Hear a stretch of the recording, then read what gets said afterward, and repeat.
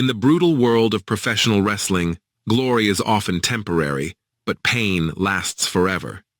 Behind the roaring crowds, flashing lights, and championship belts lies a darker truth, one filled with broken bodies, shattered minds, and silent suffering.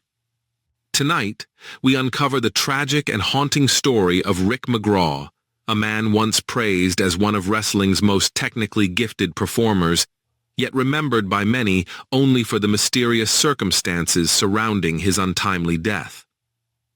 Was Rick McGraw simply another victim of addiction, or was his demise the result of a system that used him up and left him behind?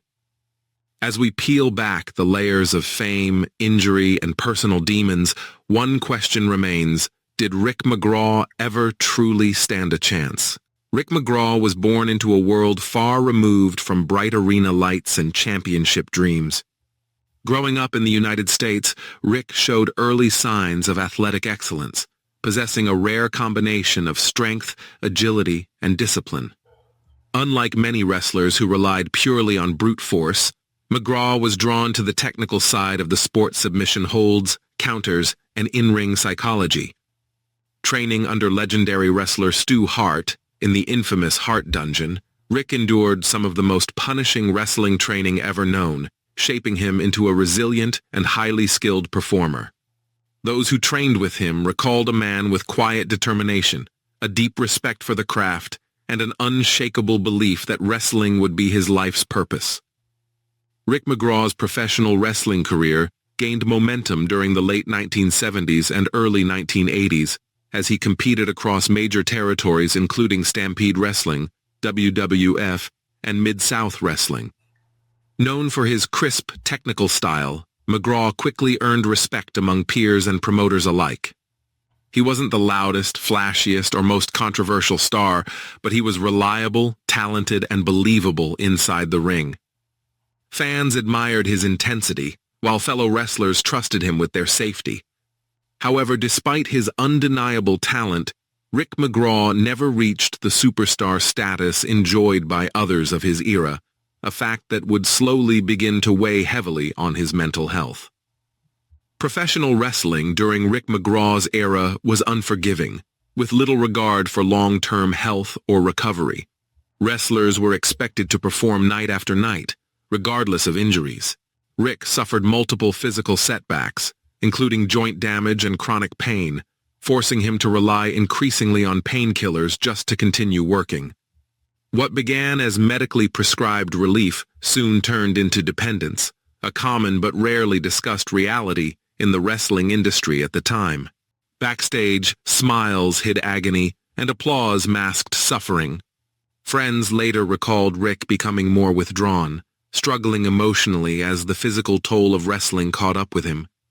As bookings became less frequent and injuries mounted, Rick McGraw found himself slipping further from the spotlight. The wrestling business moved on quickly, and those unable to keep up were often forgotten. Rick reportedly battled depression, feeling discarded by an industry he had given everything to. Without a strong support system or access to mental health resources, he spiraled deeper into isolation. The very sport that once gave his life meaning now seemed to have taken everything from him: his health, his confidence, and his sense of purpose. In late 1995, Rick McGraw's life reached its breaking point.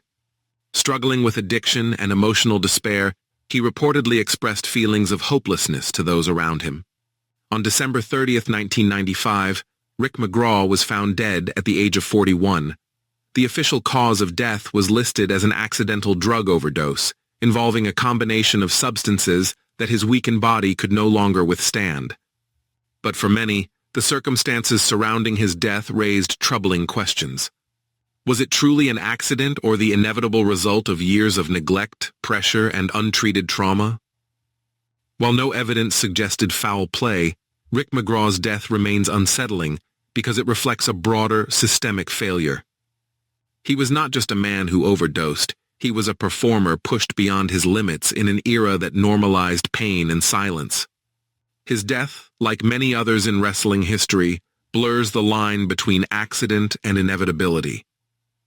When an industry glorifies endurance while ignoring humanity, can such deaths truly be called accidental? Rick McGraw may not be remembered as a world champion or headline attraction, but his influence lives on through the wrestlers he inspired and the lessons his story teaches. He represents the countless performers who gave their bodies and souls to entertain the world, only to be forgotten once the lights went out. Today, conversations about wrestler wellness, addiction awareness, and mental health owe much to tragedies like Rick McGraw's. His story serves as a reminder that behind every character is a human being, vulnerable and deserving of care. Rick McGraw's life and death are more than a cautionary tale. They are a warning. A warning about what happens when fame outweighs compassion and success is measured without humanity. As fans, we cheer the victories, but we must also remember the sacrifices. Because every wrestler who steps into the ring risks not just their body, but their life.